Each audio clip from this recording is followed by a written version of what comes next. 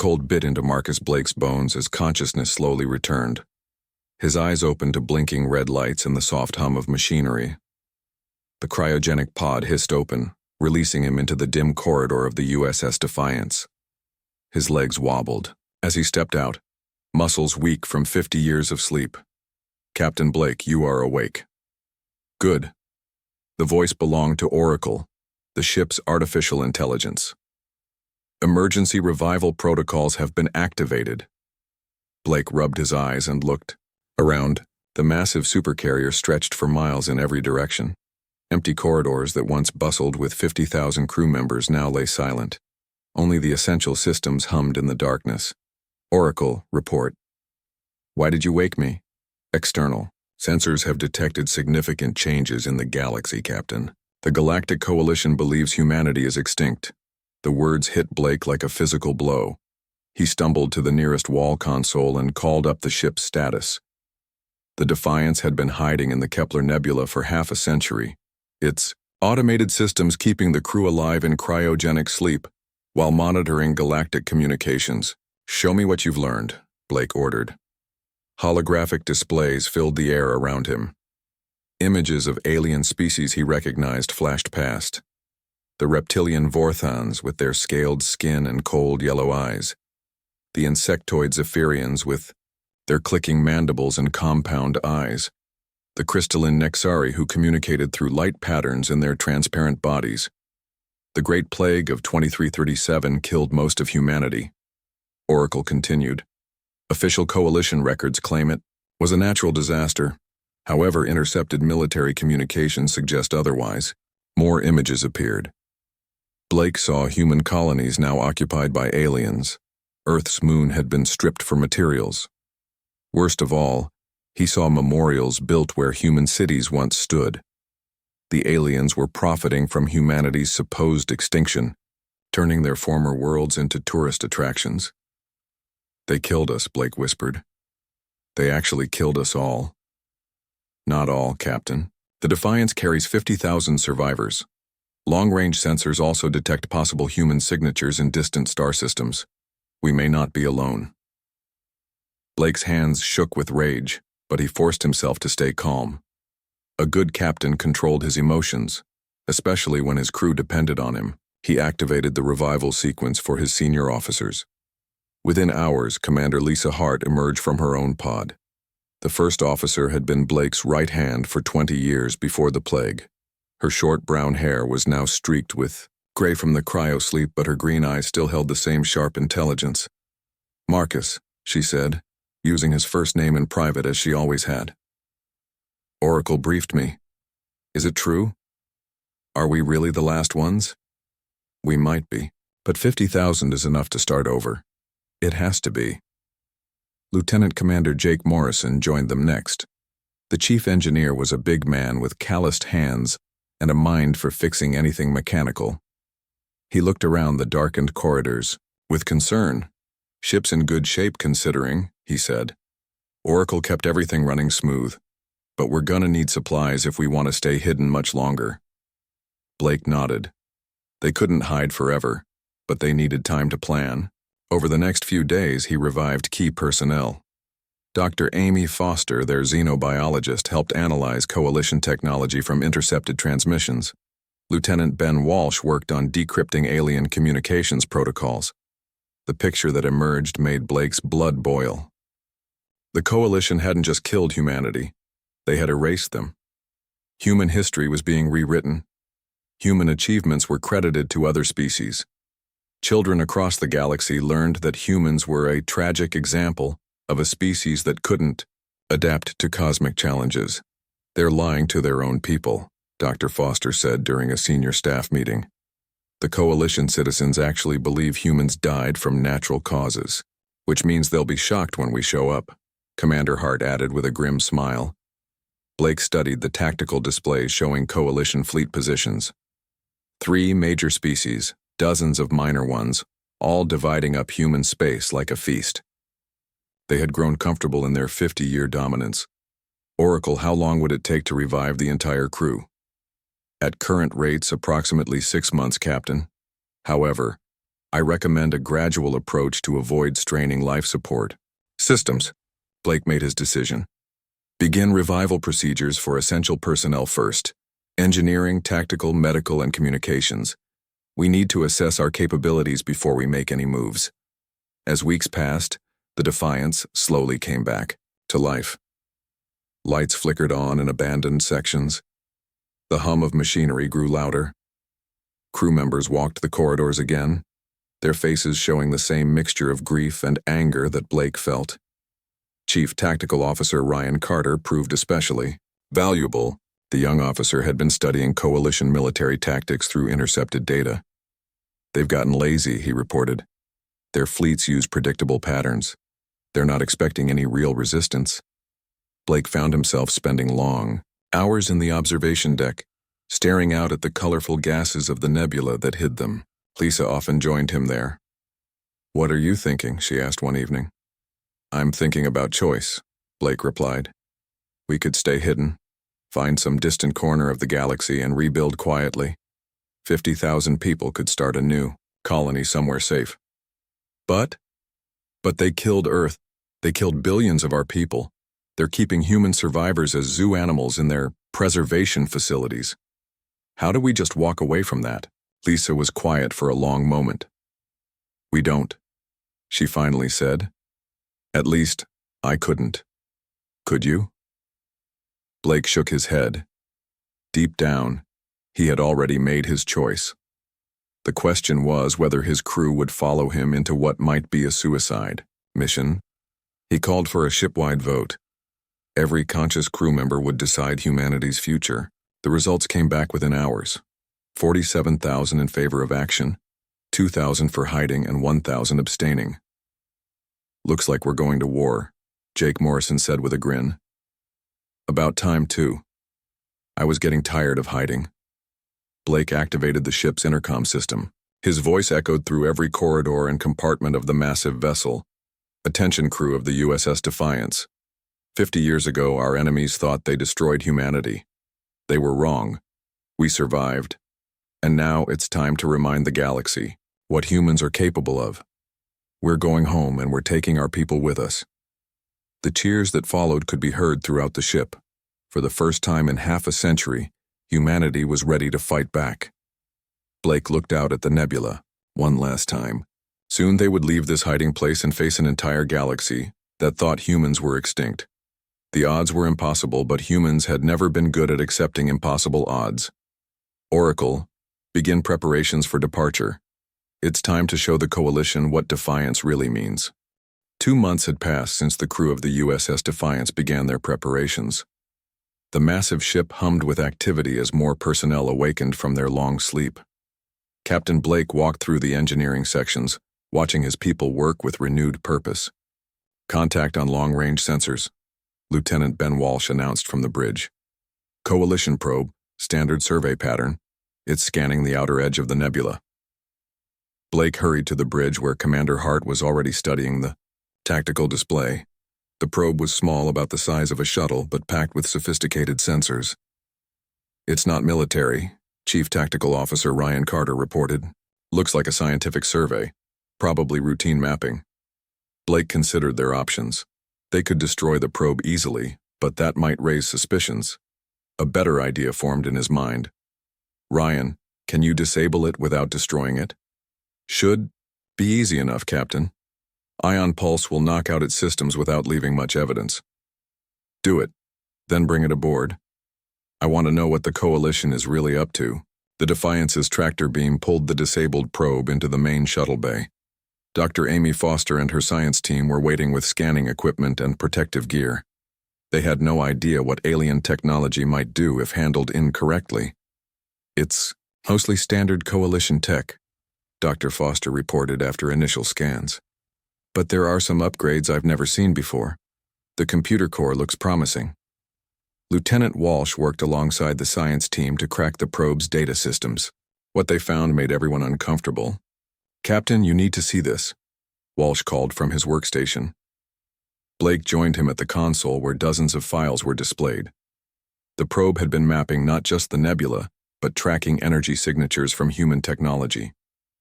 They're Looking for us? Hart asked. Not exactly, Dr. Foster said, pulling up another file. Look at this survey data. They're cataloging human artifacts across the galaxy.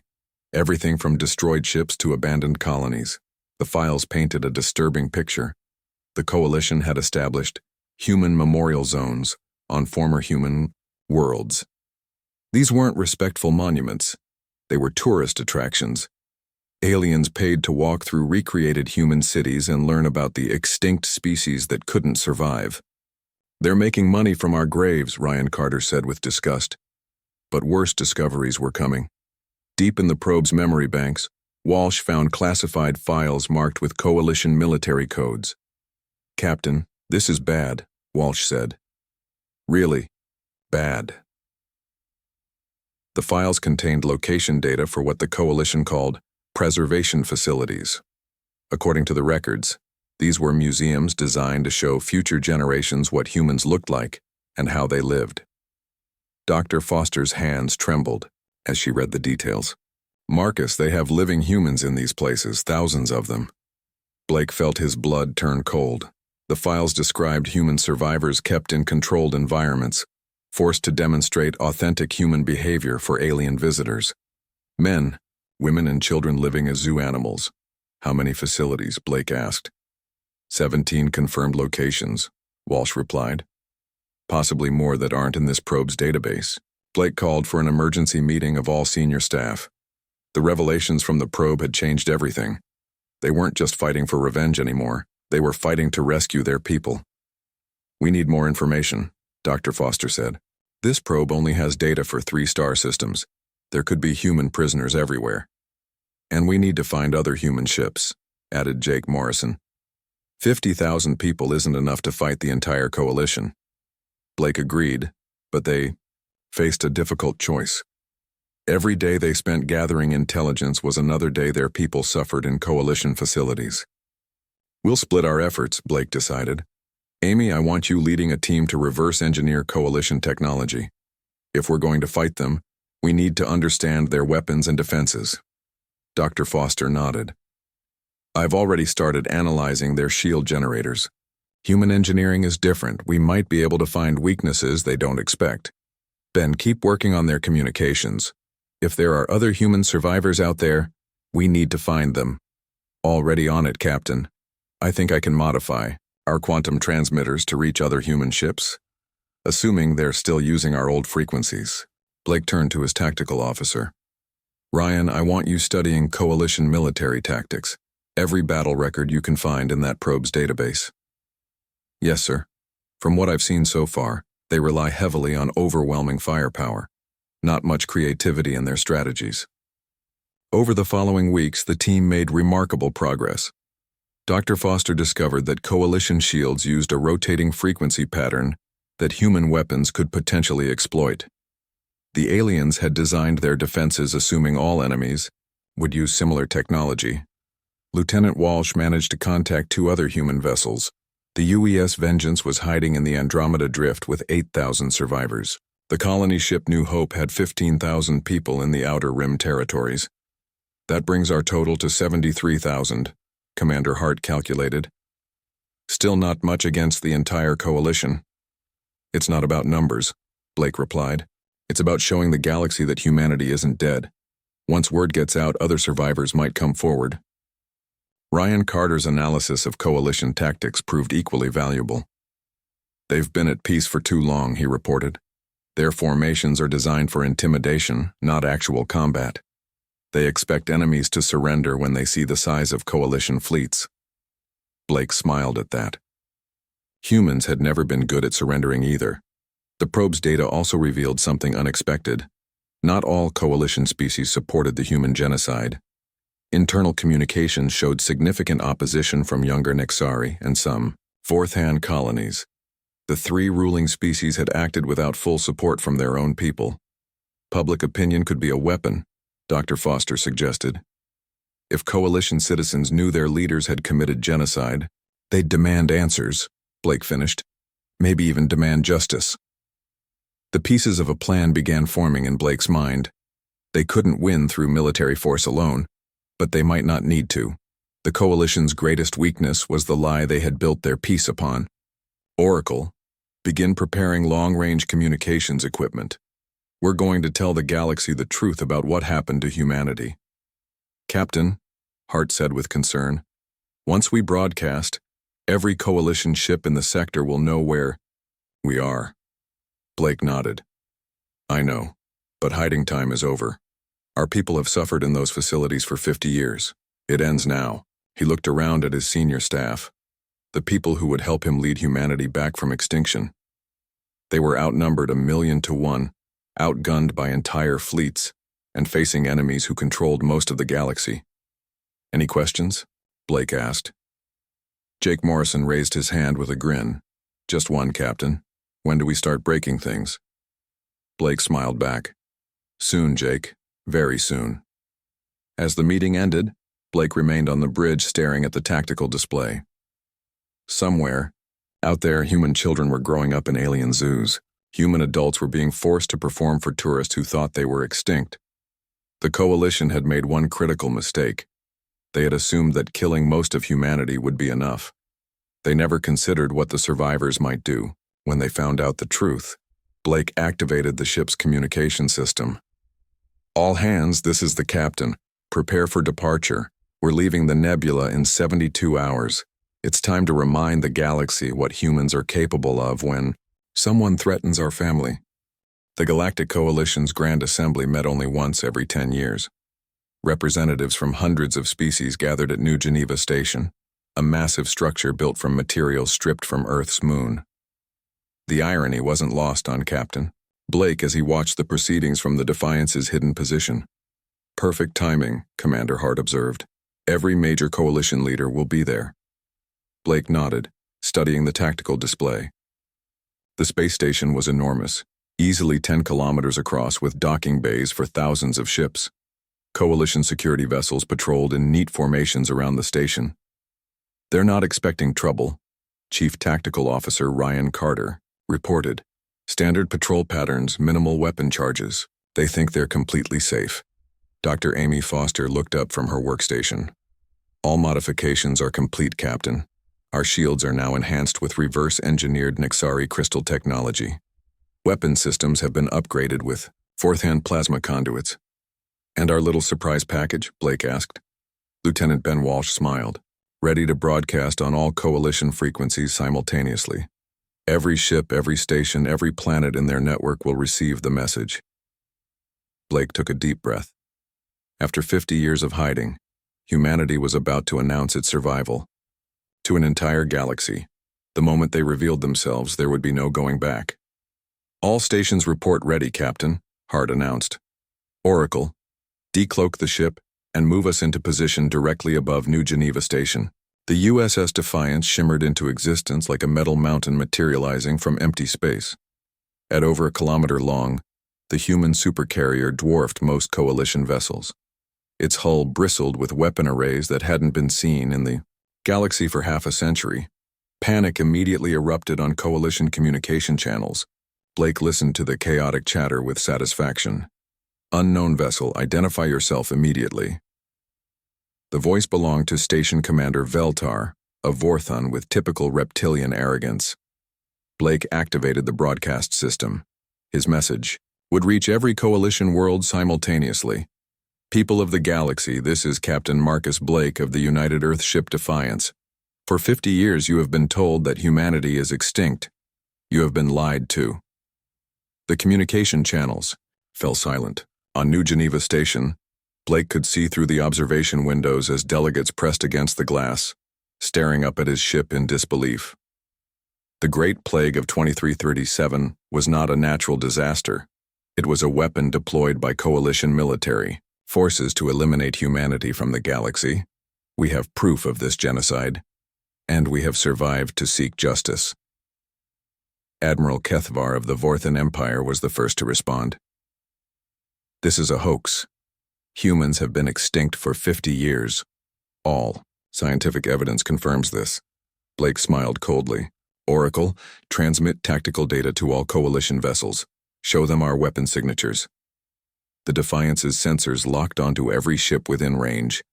Targeting data appeared on coalition screens, proving beyond doubt that the human vessel could destroy any of them within seconds. The weapon signatures were unmistakably human, technology the aliens thought had died with Earth. "Impossible," whispered General Zython of the Zephyrian hives, her compound eyes reflecting the light from the Defiance's hull. "Very possible," Blake replied. "And we're not alone. Human survivors have been hiding across the galaxy waiting for this moment." He paused, letting the implications sink in before continuing. "We know about your preservation facilities. We know you've been keeping our people as living exhibits for tourists. We know you've turned our worlds into memorial parks while profiting from our supposed extinction." Chancellor Mordeth of the Nexari Collective spoke through light patterns translated by the station's systems. "If humans still exist, surely we can negotiate a peaceful solution." "Peaceful?" Blake's voice carried 50 years of suppressed rage. "You committed genocide against our species. You enslaved our survivors. You erased our history and sold tours of our graves. There will be justice." Admiral Kethvar had recovered from his initial shock. "One ship against the entire coalition? You're outnumbered 1,000,000 to 1, are we?" Blake asked. At his signal, 2 more ships decloaked.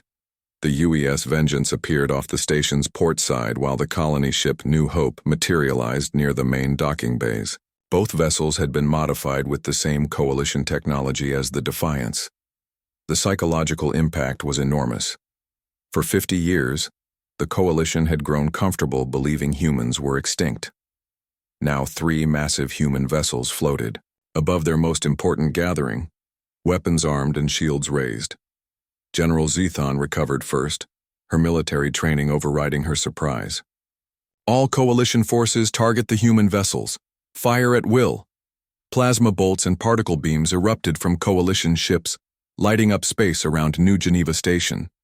The combined firepower of 30 vessels should have been enough to vaporize any 3 ships. Instead, the human shields flared with brilliant light and held firm.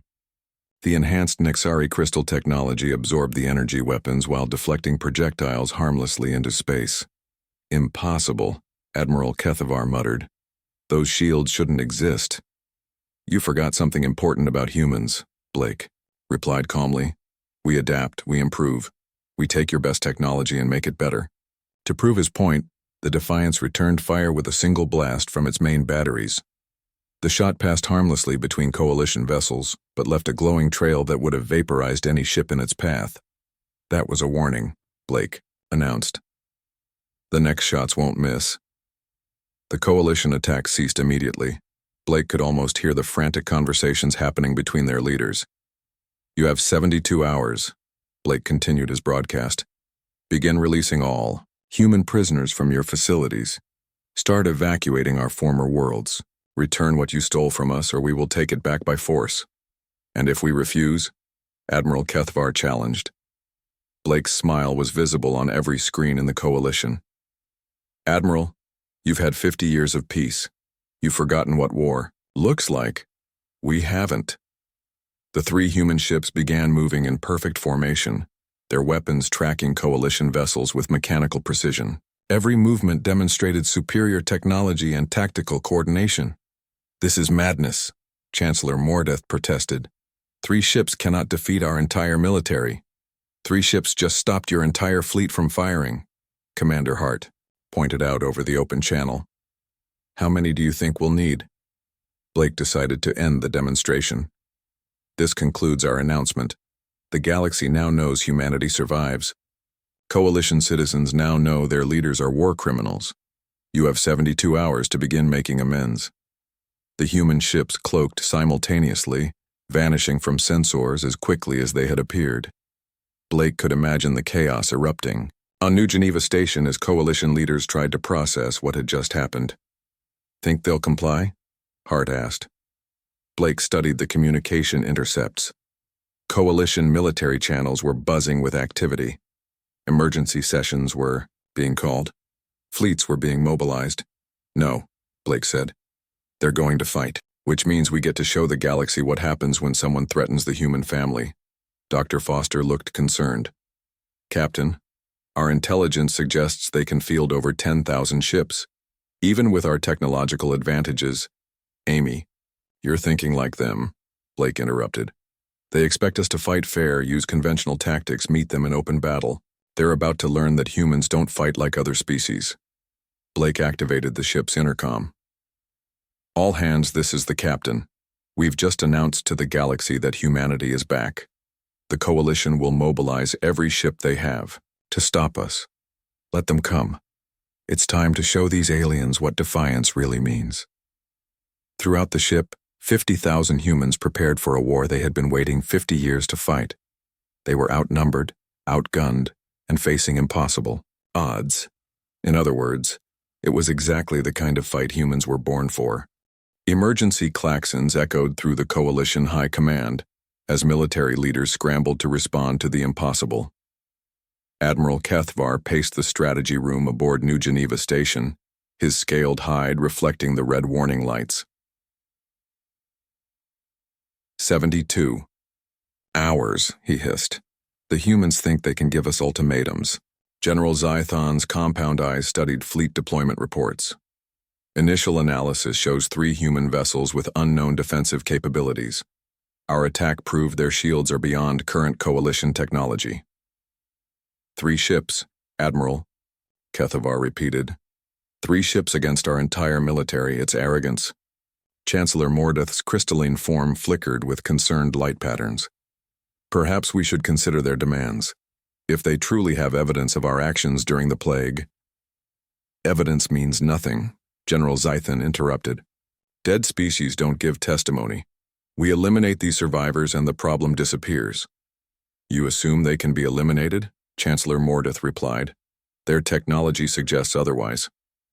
Meanwhile, aboard the USS Defiance, Captain Blake was implementing Operation Homecoming. The ship's main conference room buzzed with activity as strike team leaders received their assignments. Major Kate Sullivan, your team will infiltrate the facility on Kepler Prime, Blake announced. Intelligence suggests they're holding nearly 300 human prisoners there. Major Sullivan nodded grimly.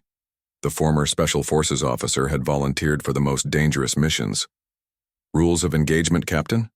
Rescue our people. Anyone who tries to stop you becomes a problem that needs solving. Captain Alex, Turner raised his hand. What about facilities with heavy security? Some of these preservation centers have military-grade defenses. Blake turned to his tactical display. That's where the Defiance provides support. We'll create diversions to draw security forces away from your targets. Dr. Amy Foster had been working around the clock analyzing Coalition communication intercepts. Captain, I'm detecting massive fleet movements. They're pulling ships from across their territory. How many? Commander Hart asked. Conservative. Estimate, 300 ships converging on our last known position. They're calling it Operation Final Rest. Blake smiled at the name. Final Rest, is it? Oracle, what's the status on our construction project? Manufacturing is proceeding ahead of schedule, Captain. The Nebula facility has produced 47 vessels using salvaged Coalition technology. The secret construction project had been Blake's masterpiece. While hidden in the Kepler Nebula, automated systems had been building a fleet using blueprints for Coalition ships combined with human engineering improvements. Lieutenant Ben Walsh looked up from his communication station. Captain, I'm picking transmissions from other human groups. Word of our announcement is spreading. Blake felt a surge of hope. How many responses? 17 confirmed human settlements have made contact. Most are small groups, a few hundred people each, but there's one big one. The colony ship Unity's Dream has over 20,000 survivors. Outstanding. Coordinate with all of them. It's time for humanity to stop hiding. Dr. Patricia Lane, the ship's historian, had been analyzing Coalition public reaction to their broadcast. Captain, civilian response is interesting. Many Coalition citizens are demanding answers from their governments. There are protests on 12 major worlds. They don't like learning their leaders are war criminals, Hart observed. Blake nodded. That's our real weapon. The Coalition built their peace on lies. Truth is going to tear them apart. Commander Nick Barnes, their intelligence officer, had been monitoring Coalition military communications. Their commanders are arguing among themselves. The Nexari want to negotiate, but the Vorthons and Zephyrians are pushing for total war. Let them fight each other, Blake said. Meanwhile, we rescue our people. The first strike teams launched within hours. Major Sullivan led 12 operatives toward Kepler Prime in modified coalition shuttles. The ships looked exactly like standard transport vessels, allowing them to pass through security checkpoints undetected. Captain Turner's team targeted a facility on Vega 7. Intelligence suggested it held over 500 human prisoners, including children who had been born in captivity. Blake monitored the operations from the Defiance's command center. Sullivan's team is approaching the target, Walsh reported. No signs they've been detected. The Kepler Prime facility looked like a museum from the outside. Alien tourists paid admission to walk through recreated human environments and observe authentic human behavior. What they didn't know was that the humans were prisoners, forced to perform daily activities for entertainment. Major Sullivan's voice crackled over the communication system. Defiance, this is Strike Team Alpha. We're inside the facility. Captain, you need to see this. Security cameras showed Sullivan's team moving through corridors lined with transparent cells.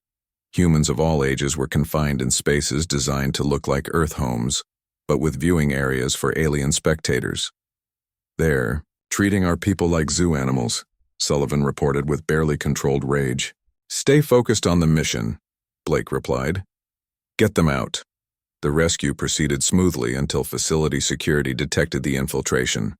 Alarms began sounding as Vorthan guards rushed toward the human section. Strike Team Alpha, you have hostiles incoming, Walsh warned. Blake made a decision that would change everything. All teams, this is Defiance. We're coming to get you. The human supercarrier decloaked directly above Kepler Prime. Coalition defenders immediately opened fire, but their weapons couldn't penetrate the enhanced shields. The Defiance's response was swift and precise. Targeted strikes eliminated military installations while leaving civilian areas untouched. Within minutes, the planet's defenses were neutralized. This is Captain Blake to all Coalition forces on Kepler Prime. You are holding human prisoners in violation of galactic law. Surrender them immediately or face the consequences. The planet's governor, a Zephyrian named Clicktar, responded with typical arrogance. Humans are extinct. These are preserved specimens for educational purposes. Blake's reply was delivered, with plasma cannon fire that vaporized the governor's palace. Specimens don't rescue themselves. Your people have 30 minutes to evacuate all human facilities before we level them. Major Sullivan's team used the distraction to complete their mission. 300 human prisoners were loaded onto shuttles and evacuated to the Defiance. Many were in poor health from years of captivity, but they were alive and free. Similar scenes played out across Coalition space as strike teams hit 17 facilities simultaneously. Each rescue operation was supported by precise strikes from human vessels that appeared without warning and vanished just as quickly. The psychological impact on Coalition forces was devastating. Their enemies seemed to be everywhere at once, striking at will and disappearing before retaliation was possible. Admiral Kethvar watched reports flood in from across the sector. Impossible.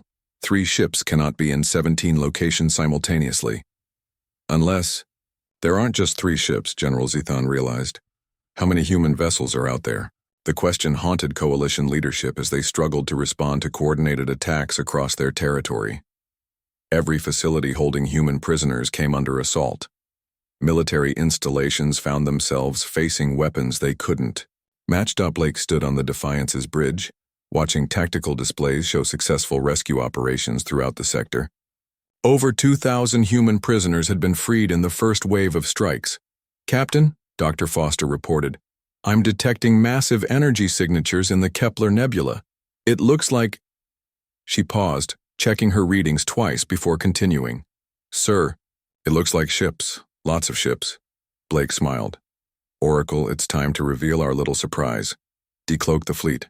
Throughout the Kepler Nebula, 47 human vessels shimmered into existence. Each ship was a hybrid of Coalition technology and human engineering, built in secret over the past 2 months. The fleet that emerged from hiding wasn't just ships, It was hope made manifest. Humanity had returned to the galaxy and they had brought friends. Blake opened a channel to the entire coalition. "This is Captain Marcus Blake. You wanted to know how many human ships are out there? Now you know. We've been busy while you thought we were extinct. Consider this your final warning. Release our people and evacuate our worlds or we'll take them back the hard way." The coalition's response was swift and overwhelming. 300 warships converged on the Kepler Nebula, their combined firepower enough to sterilize entire star systems. Admiral Kethvar commanded the fleet from his flagship, the massive Dreadnought Eternal Dominion. "Operation Final Rest commences now," he announced to his captains.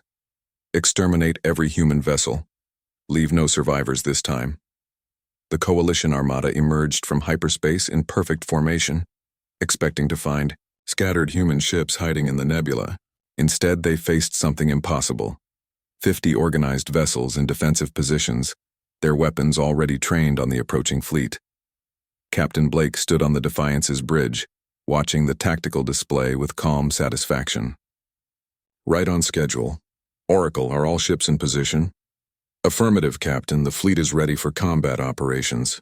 Commander Hart studied the enemy formation. "They're using standard intimidation tactics, overwhelming numbers in a traditional battle line." "They still don't understand what they're fighting," Blake replied. He activated the fleet communication channel. "All human vessels, this is Blake. Remember, we're not trying to win a fair fight. We're trying to end this war." The coalition fleet opened fire first, unleashing devastating volleys of plasma and particle beams. The nebula lit up like a star as hundreds of weapons discharged simultaneously. The human fleet's response shattered every assumption about space combat. Instead of meeting the attack head-on, they scattered in all directions using patterns that seemed random but were actually carefully coordinated. Commander Tony Reed led the fighter squadrons in the first wave. His voice crackled over the communication system as human fighters swarmed around coalition vessels like angry wasps. "Defiance. This is Hawk Leader. Their point defense systems can't track our approach vectors. We're getting inside their formations." The human fighters had been modified with coalition stealth technology, making them nearly invisible to enemy sensors until they were close enough to strike. They targeted specific systems, communications arrays, sensor nodes, weapon control. Center's Major Dana Mills commanded the bomber squadrons, leading her wing in precision strikes against coalition capital ships. Target their command sections, take out their ability to coordinate. Blake watched with pride as his pilots executed maneuvers that would have been impossible for other species. Human reflexes and adaptability allowed them to improvise in ways that confused and frustrated coalition gunners. But the real surprise came when Dr. Helen Ross activated the Defiance's secret weapon. "Quantum virus uploaded and ready for transmission," she reported from the science station. "Do it," Blake ordered. The virus spread through coalition communication networks at the speed of light, carried by their own transmissions.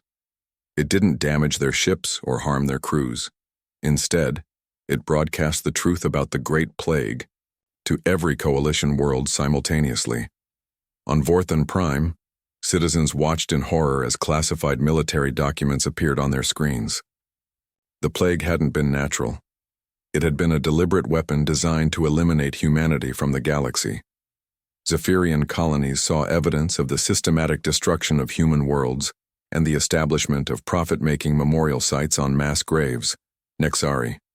Crystal networks carried images of human prisoners being kept as living exhibits in coalition facilities. The psychological warfare was devastating.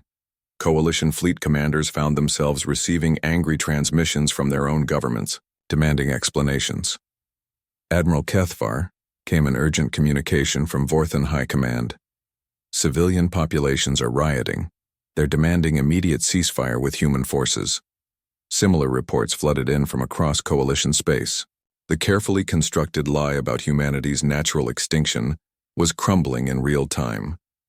General Zython's voice was strained as she reported to the fleet commander. "Sir, I'm receiving orders from Zephyrian Command to withdraw immediately. The civilian government is threatening to court-martial anyone who continues attacking humans." Blake seized the moment. "Coalition fleet, this is Captain Blake. Your own people now know the truth about what you did to humanity. They're ordering you to stand down. Will you obey your civilian governments or continue this illegal war? The coalition formation began to waver as individual ships received conflicting orders. Some captains moved to withdraw while others maintained position, uncertain what to do.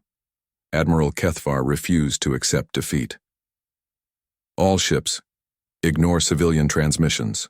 Continue the attack. We finish what we started 50 years ago. But the coalition fleet's unity was shattered. Nearly half the ships began withdrawing from the battle zone, leaving the remainder outnumbered and exposed. Blake pressed his advantage. Human fleet. Execute pattern Delta. Time to show them what happens when someone threatens our family. The remaining human vessels moved with perfect coordination, their hybrid technology allowing maneuvers that seemed to defy physics. They struck at coalition weak points while avoiding return fire through superior speed and agility. Captain Sam Mitchell's voice came over the tactical channel from the UES Vengeance. Defiance. Their flagship is isolated. Permission to engage? Granted. Show them what human engineering can do. The Vengeance accelerated toward the Eternal Dominion, its weapons charging for a decisive strike. The two ships were nearly equal in size, but human modifications made all the difference. Admiral Kethvar watched in disbelief as his flagship's shields collapsed under sustained fire from weapons that shouldn't exist. Human pulse cannons, enhanced with coalition technology, tore through defenses designed to stop conventional attacks. Impossible, he hissed as his ship shuddered under repeated impacts. Their technology is inferior. We destroyed their civilization. Blake's voice filled the coalition command bridge. Admiral, you destroyed our worlds, but not our spirit. You killed our people, but not our determination. You thought extinction would stop us, but you only made us stronger. The Eternal Dominion's main reactor began overloading. Admiral Kethvar faced a choice: surrender or die with his ship. This is Admiral Kethvar to all coalition forces, he finally transmitted. Cease fire. Withdraw to minimum safe distance. The Battle of Kepler Nebula was over, but the war for humanity's future was just beginning. Blake stood before the main communication array, preparing to address not just the coalition, but the entire galaxy. People of the galaxy, this is Captain Marcus Blake of the human fleet. For 50 years you were told that humanity was extinct. Today, you've learned the truth about our survival and the crimes committed against us. He paused, letting his words reach every inhabited world in coalition space. We are not seeking revenge. We are seeking justice. We want our people freed from your facilities. We want our worlds returned to us. We want recognition that humanity deserves a place among the stars. The response was immediate and overwhelming. On dozens of coalition worlds, civilian governments announced their intention to comply with human demands. The three ruling species found themselves facing internal revolts as their own people demanded accountability. Blake turned to his bridge crew, the officers who had helped him lead humanity back from the edge of extinction. Commander Hart, begin. Coordinating with coalition civilian authorities, I want prisoner transfers to begin immediately. Captain Turner, start planning liberation operations for our former colonies. It's time for humans to go home. Dr. Ross, keep monitoring galactic communications.